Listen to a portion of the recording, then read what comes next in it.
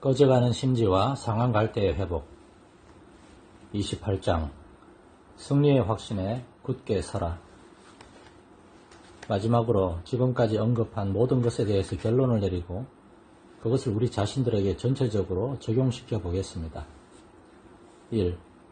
확실히 보장된 승리와 그리스도의 사랑의 능력을 바라보라. 우리는 하나님의 사람들이 갈등하지만 사실은 확신 있는 희망찬 상태에 있다는 것을 알고 있습니다. 승리는 우리에게 달려있는 것이 아닙니다. 승리는 우리를 위해 승리하셨을 뿐만 아니라 우리 안에서도 승리하기 위해서 책임을 맡으신 그리스도에게 달려 있습니다.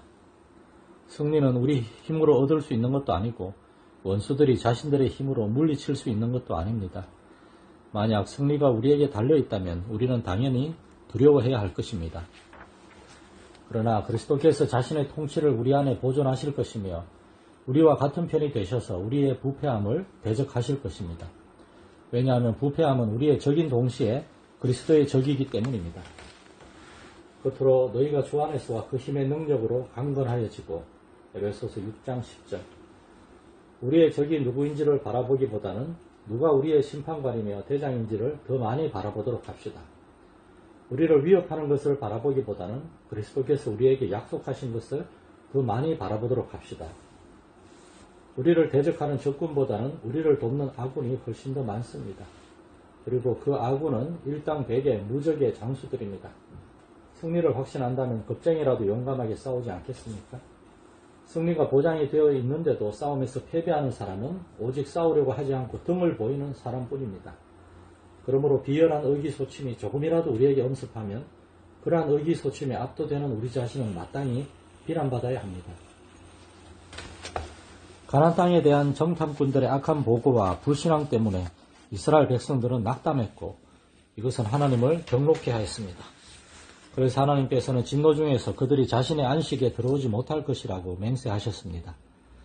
하나님의 선한 길에 던져진 외관상의 어려움과 수치 때문에 생겨나는 겁쟁이 정신을 주의하도록 합시다.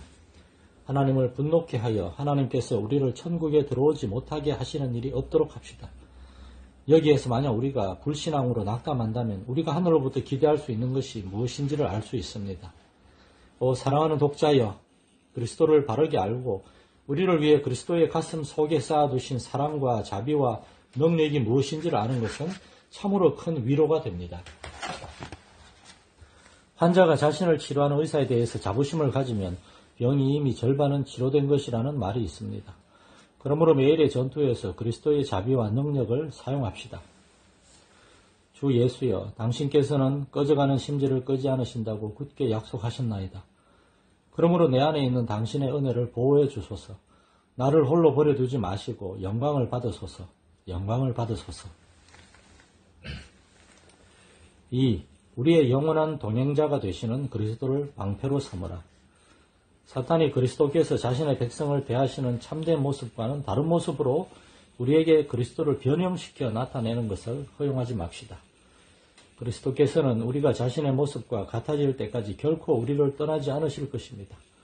능히 너희를 보호하사 거침이 없게 하시고 너희로 그 영광 앞에 흠이 없이 즐거움으로 서게 하실 이는 우리를 떠나지 않을 것입니다. 우리가 걷잡을 수 없는 우리 마음과 갈등할 때 우리가 언제나 그런 상태로 남아있지 않을 것이라는 사실은 얼마나 큰 위안이 되는지요. 그러하기에 그때까지 혼신의 힘을 기울여 싸우도록 합시다. 그러면 우리는 영원히 행복할 것입니다.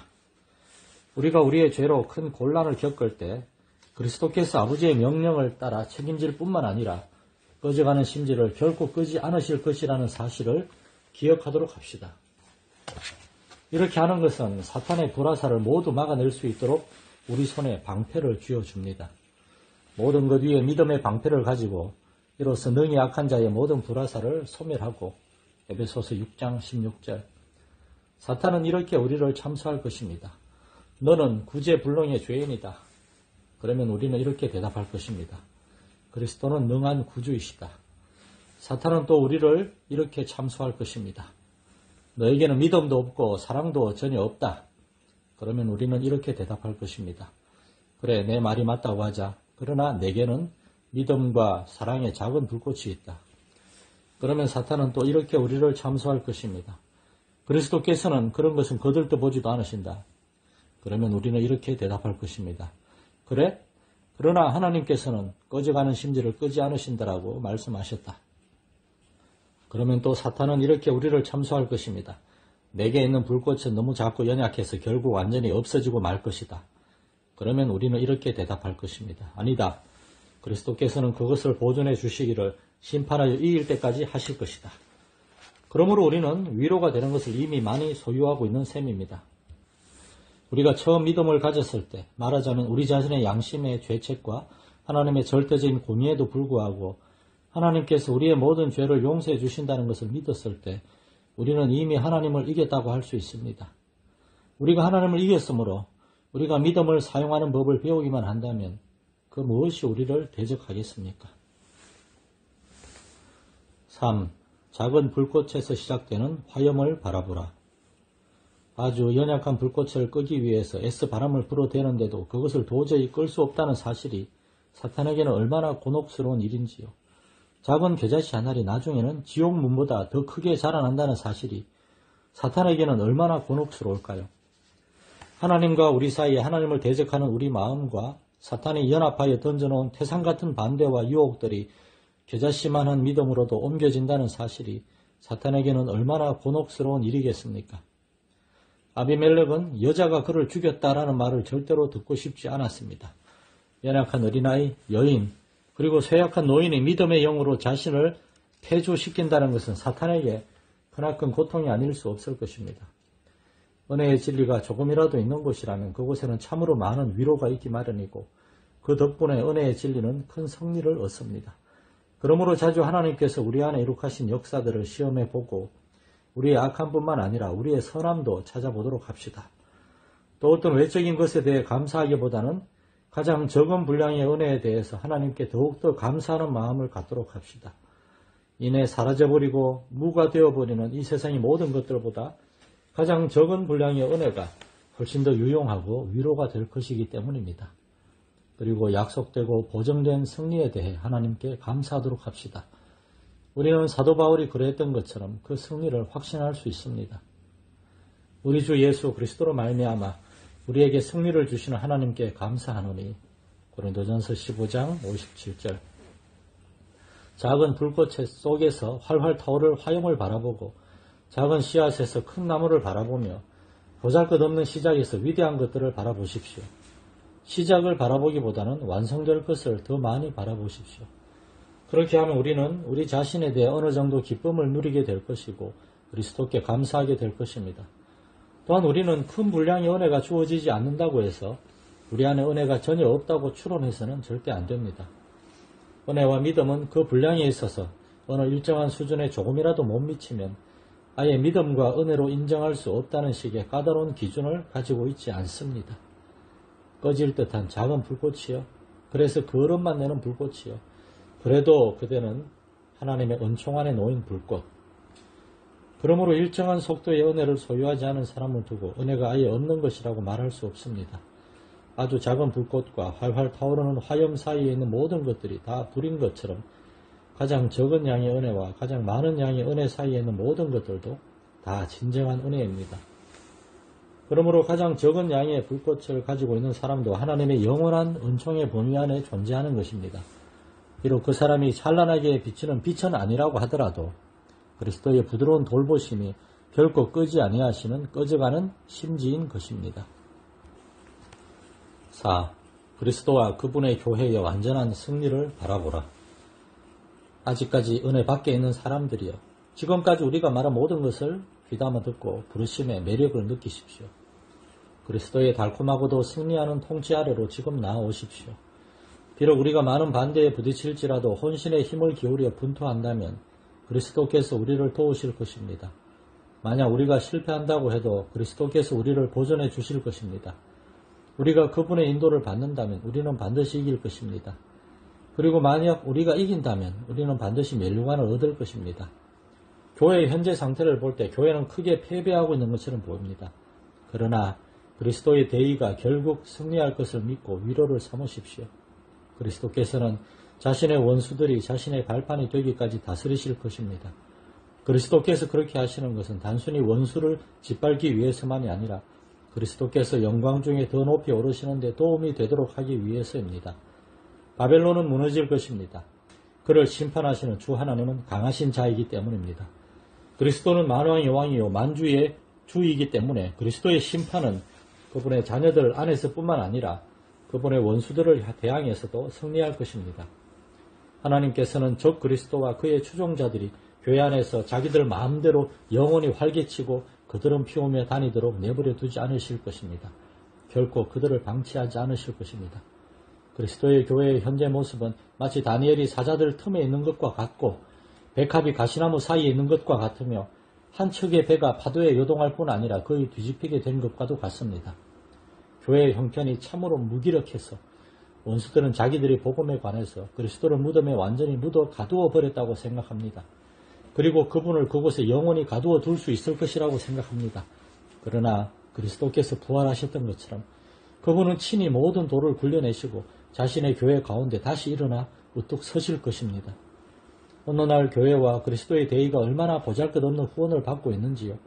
반면에 교회를 대항하는 음모는 얼마나 강력한지요. 저 그리스도의 영은 이제 높이 들려서 사납게 날뛰며 행진하고 있습니다. 모든 것이 아슬아슬하게 유지되고 있는 듯합니다.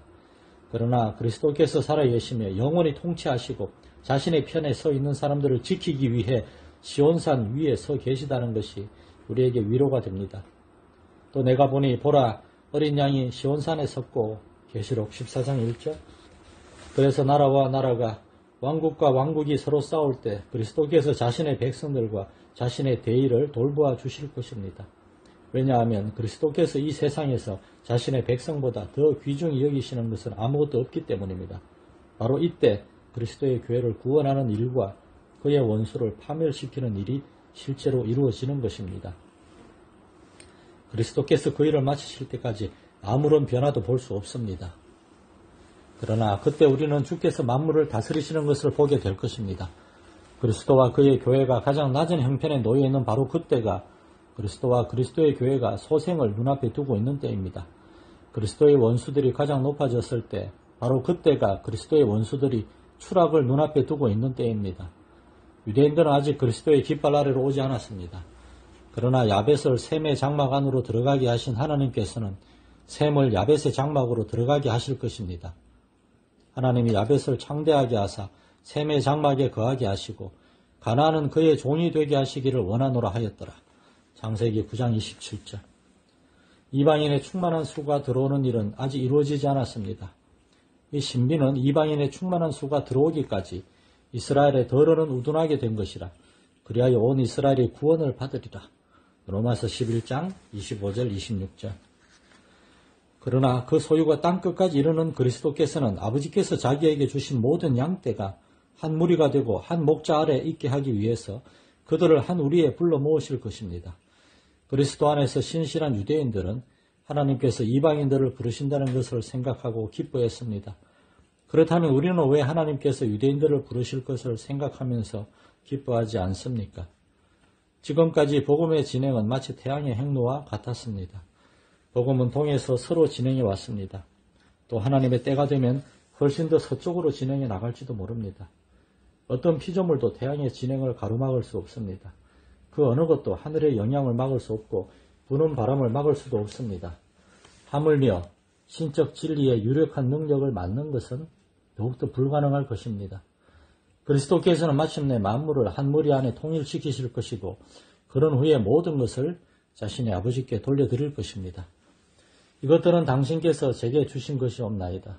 이 사람들은 나를 주와 왕으로 삼았던 사람들이며 나와 함께 고난을 받았던 사람들이옵니다. 내 뜻은 그들이 나 있는 곳에 함께 있어 나와 함께 다스리시는 것이나이다. 그 후에 그리스도께서는 모든 통치와 권세와 능력을 멸하시고 나라를 아버지 하나님께 바칠 것입니다. 5. 그리스도의 도움을 확신하며 선한 일에 매진하라. 그러므로 그리스도의 은혜와 능력이 우리와 함께할 것이라는 사실을 격려로 삼아 우리 각자의 소명에 따라 우리 마음을 모아 거룩한 결단을 하고 선한 일에 전념하며 우리 자신 안에서나 다른 사람들에게서나 악한 것을 배척하도록 합시다. 만약 종교개혁자들이 자신들이 그리스도의 대의를 위해 일하고 있으며 그리스도께서 자신의 대의를 위해 무기력한 상태에 있지 않으실 것이라는 믿음 위에 굳게 서서 모든 장애물들을 뛰어넘을 수 있는 불굴의 용기로 자신들을 무장하지 않았더라면 복음의 늦은 밤에 발생했던 종교개혁의 저 위대한 역사는 어떻게 되었을까요? 루터는 자기가 경솔하게 그리고 격정에 휩싸여 일을 처리했다고 솔직하게 고백했습니다. 그러나 하나님께서는 그런 실수들 때문에 루터를 버리지 않으셨습니다. 그 일이 그리스도의 대의를 위한 것이었고 그의 목표가 진리를 드높이는 거룩한 것이었으며 그가 탁월한 기도와 강한 믿음의 사람이었으므로 하나님께서는 루터를 사용하여 온 세상이 도저히 끌 수 없는 불을 붙이셨던 것입니다. 우리의 믿음대로 될 것입니다. 우리가 모든 의무를 격려하는 말도 바로 그것입니다. 그러므로 먼저 우리의 믿음을 강하게 하여 믿음이 다른 모든 은혜들을 강력하게 하도록 합시다. 믿음이 결국 승리할 것이라는 확신을 갖는 것이 믿음을 정말로 강하게 하는 방법입니다. 그러므로 비록 믿음이 자주 꺼져가는 심지와 같을지라도 그것이 결국 승리한다는 것을 굳게 확신하십시오. 만약 믿음이 시험을 겪을 때 하나님을 이겼다면 다른 모든 적들 또한 당연히 이기지 않겠습니까? 잠시 가만히 기다리십시오. 그러면 여호와의 구원을 보게 될 것입니다. 모세가 백성에게 이르되 너희는 두려워하지 말고 가만히 서서 여호와께서 오늘 너희를 위하여 행하시는 구원을 보라. 너희가 오늘 본 애굽 사람을 다시 보지 아니하리라. 출애굽기 14장 13절. 하나님께서는 그 아들 예수 그리스도의 얼굴 안에서 자신의 모습을 우리에게 더욱더 많이 나타내십니다. 그리고 자신이 시작하신 은혜를 우리의 부패함 가운데 보존하심으로써 그 은혜의 권능을 찬미하게 하십니다. 나의 부패, 고약한 연기는 나 자신도 불쾌합니다. 그러나 주께서는 나의 위로, 나의 심지를 돋우시나이다. 또한 우리를 겸손하게 하기 위해서 우리 자신의 연약함에 대한 생각을 성별하시고 우리를 격려하기 위해서 그의 부드러운 자비에 대한 생각을 성별하십니다. 그리고 그분이 우리를 은혜의 언약으로 이끌어 오셨으므로 우리가 비록 부패함을 가지고 있을지라도 우리를 결코 버리지 않으실 것임을 확신시켜 주십니다. 우리 속에 있는 부패함은 하나님의 성령을 슬프게 할 뿐만 아니라 우리 눈에도 우리 자신을 몹시 불쾌한 존재로 보이게 합니다. 그리고 사탄은 그리스도의 자비의 영광을 희미하게 만들고 낙담으로 우리의 위로를 막으려고 애씁니다. 그래서 그리스도께서는 다음의 사실을 자신의 나머지 자비에 덧붙여 주십니다. 즉 그리스도께서는 자신의 통치에 순복하는 사람들에게 지극히 은혜로우시기 때문에 우리는 이 은혜를 바르게 사용할 수 있으며 우리를 위하여 그리스도 안에 쌓아두신 위로를 조금도 잃지 않을 것이라는 사실입니다. 주께서 우리 안에 거하시는 성령의 강력한 권능으로 하여금 은혜의 진리가 우리 안에 시작되었다는 증거가 되도록 허락해 주시기를 기도합니다. 또한 그것이 그리스도께서 세세 무궁토록 만유가 되시고 만유 안에 계시게 되는 그때에 우리가 얻게 될 최종적 승리의 보증이 되도록 허락해 주시기를 기도합니다. 아멘.